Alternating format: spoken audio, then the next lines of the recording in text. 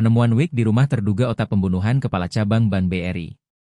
Penemuan mengejutkan di rumah salah satu terduga otak pembunuhan Muhammad Ilham Pradipta Kepala Cabang Ban BUMN, yakni C alias Ken, ditemukan benda-benda untuk penyamaran. Ken ditangkap di rumahnya di kawasan Pantai Indah Kapuk, Jakarta Utara. Dalam video yang dibagikan di akun Instagram Jacqueline Choppers, detik-detik penyergapan pelaku terpantau dengan jelas. Ibtu Zakaria alias Bang Jacqueline Choppers juga menuliskan keterangan terkait peran dan juga aksi yang dilakukan pelaku C. Proses penangkapan berlangsung santai, mulanya tim Subdit Jatanras Polda Metro Jaya mendatangi kediaman pelaku dan menunjukkan sebuah dokumen. Kemudian dalam operasi penangkapan ini, polisi menggeledah rumah pelaku C. Aparat tidak hanya berhasil mengamankan pelaku, tetapi juga menemukan sejumlah barang bukti mengejutkan di rumah sang otak kejahatan. Temuan itu membuka babak baru dalam pengusutan kasus yang sejak awal menyita perhatian publik.